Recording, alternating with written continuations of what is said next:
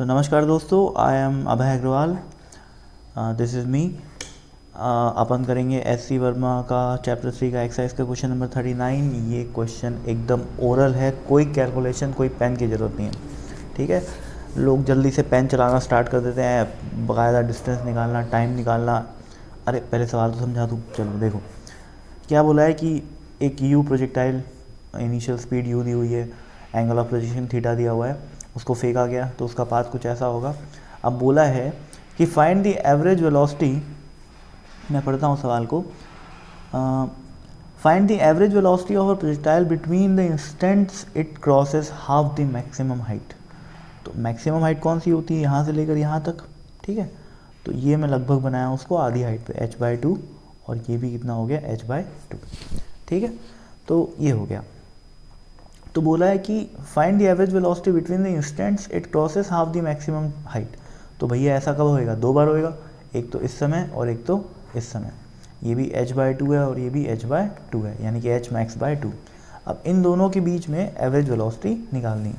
तो यार देखो, अब एवरेज वेलोसिटी इतना तो साफ है कि आई कैप में ही आएगी, वाई कैप में तो आएगी नहीं, क्योंकि जो डिस्प्लेसमेंट होगा, डिस्प्लेसमेंट जिसको मैं एस वेक्टर से लिखता हूँ, वो कुछ ना कुछ जो भी होगा तो आई कैप में ही होगा, क्योंकि मैं सेम हॉरिजॉन्टल पॉइंट से सेम हॉरिजॉन्टल पॉइंट पे जा रहा हूँ। हॉरिजॉन्टल में कोई चेंज, मतलब हॉरिजॉन्टल हाइट में कोई चेंज नहीं आ रहा है, यानी कि डिस्प्लेसमेंट जो है वो आई कैप में ही होएगा। ये बात अच्छी है। बात करते हैं टाइम की। अब देखो यार, डिस्प्लेसमेंट अपॉन टाइम करने से आपको पता है कि एवरेज वेलोसिटी आती है, ये बहुत अच्छी बात है। लेकिन इसको अपने को लॉजिक से करना है। सुनना कैसे, अपने को ये बात पता होनी चाहिए कि प्रोजेक्टाइल मोशन में एक्स और वाई डायरेक्शन में जो मोशन होता है वो कैसा होता है, इंडिपेंडेंट होता है। ठीक है, तो एक्स डायरेक्शन की अगर मैं बात करूँ, मैं सिर्फ और सिर्फ एक्स डायरेक्शन की अगर बात करूँ, एक्स डायरेक्शन में किसी भी टी टाइम में, किसी भी in any time t, the distance travelled और the displacement along the x axis is given by simply u cos theta into t। क्यों ऐसा होता है, क्योंकि x डायरेक्शन में जो उसकी वेलोसिटी होती है वो कांस्टेंट होती है, उसकी वैल्यू कितनी होती है, u cos थीटा। क्यों कांस्टेंट होती है, क्योंकि एक्सेलरेशन कैसा होता है, ज़ीरो। तो मैं किसी भी टाइम t में अगर उसका डिस्टेंस निकालना चाहता हूँ तो सिंपली क्या आ जाएगा, या डिस्प्लेसमेंट निकालना चाहता हूँ तो u cos theta into T, और यहाँ पर आई कैप वगैरह लगा देना, कोई खास बात नहीं है। ठीक है, अब भाई, अब एवरेज वेलोसिटी होती क्या है, डिस्प्लेसमेंट अपॉन टाइम होती है, तो कर दो भाई टाइम। ठीक है ना, तो क्या आ जाएगा, यू कॉस थीटा ही ना आएगा यार, कदम खेल। मेरे को एक्स डायरेक्शन से मतलब है, तो अगर मैं इस डिस्टेंस को मान लेता हूँ डी है ये, या एस मान लेता हूँ, कुछ भी मान लेता हूँ। ठीक है, ये डिस्टेंस डी है, और मान लेता हूँ कि यहाँ से यहाँ तक जाने में उसको टी टाइम लग रहा है। ठीक है, तो मैं क्या करूँगा, सिंपली कलर चेंज कर लेते हैं। सिंपली मैं क्या करूँगा, d बराबर what, simply u cos theta into time, और d/t करने से क्या आएगा, एवरेज वेलोसिटी आएगी। तो t करूँगा तो t कट जाएगा, बचेगा क्या, u cos theta.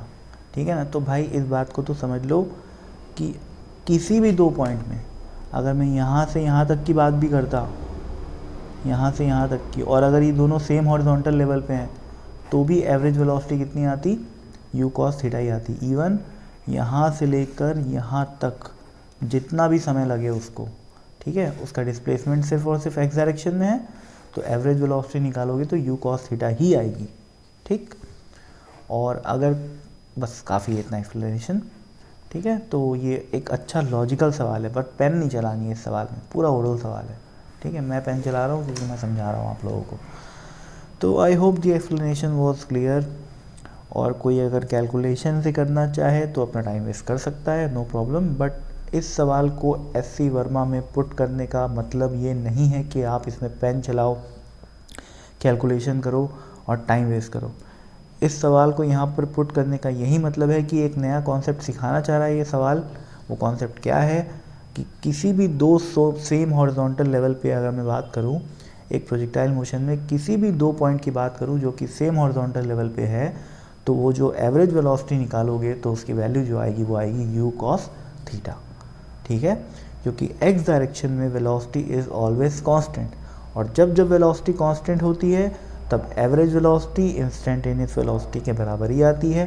Instantaneous velocity is always u cos theta, so average velocity will always be u cos theta. ठीक है, तो आई होप मैं काफ़ी एक्सप्लेन किया हूँ इसको, अच्छे से पूरी कोशिश किया हूँ। तो थैंक यू सो मच, मिलते हैं अपन नेक्स्ट वीडियो में, बाय बाय।